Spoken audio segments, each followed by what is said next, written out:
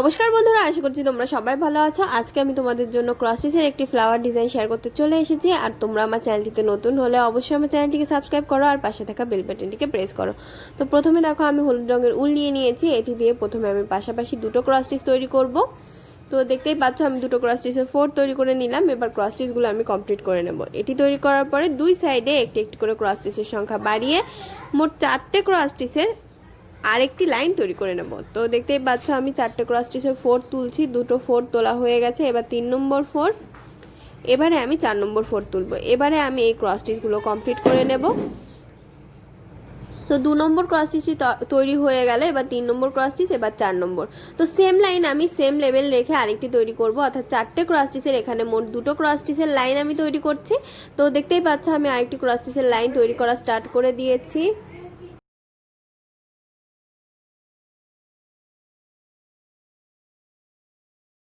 চারটে ক্রস স্টিচের line complete করে নেওয়ার পরে আমি মাঝে দুটো ক্রস স্টিচ বরাবর আরও দুটো ক্রস স্টিচ আমি তৈরি করে নিচ্ছি।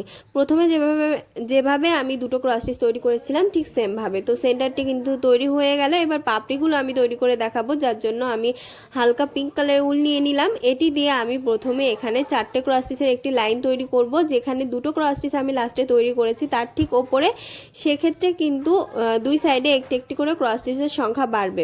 মাঝের দুটো ক্রস স্টিচ আর দুই সাইডে একটি একটি করে ক্রস স্টিচের সংখ্যা বাড়িয়ে মোট 4টে ক্রস স্টিচ। তো এখানে 4টে ক্রস স্টিচের আমি প্রথমে দুটো লাইন, কতগুলো লাইন তৈরি করছি, তো একটি লাইন তৈরি হয়ে গেল। এবার 2 নম্বর, এখানে 3টে লাইন আমি তৈরি করব 4টে ক্রস স্টিচের। তো 2 নম্বর লাইনটি তৈরি করে নিচ্ছি। দেখো এক্ষেত্রে কিন্তু লেভেল দুই সাইডে সমান থাকবে। তো আমি লেভেল সমান রেখেই 2 নম্বর লাইনটিও কমপ্লিট করে নিলাম। এবারে আমি 3 নম্বর লাইনটি তৈরি করব। এখানেও কিন্তু লেভেল সমান থাকবে। তো 3টে লাইনের লেভেল কিন্তু সমান থাকবে। আর দুই সাইডে একটু একটু করে ক্রস স্টিচ বাড়বে আগে সেন্টারের দুটো ক্রস স্টিচ থেকে। আর এভাবে করে আমি 3 নম্বর লাইনটিও তৈরি করে নিলাম। এটি তৈরি করার পরে সেন্টার বরাবর যে দুটো ক্রস স্টিচ থাকবে সেটি বরাবর আমি আরও দুটো ক্রস স্টিচ তৈরি করে নেব। তোমরা চাইলে এখানে ব্লু কালারের ফুলও তৈরি করতে পারো এখানে, আর তোমরা চাইলে দু রকম ফুলও এখানে তৈরি করে নিতে পারো। তো সেন্টার এই ভেতরের অংশটুকু কমপ্লিট হয়ে গেলে এটা 4টে তৈরি হবে প্রতিটা সাইডে।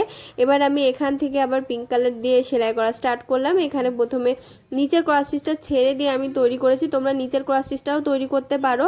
আর কৌণিক বরাবর সেন্টারে কৌণিক বরাবরের ক্রস স্টিচটাও তৈরি করতে পারো আগে থেকেই।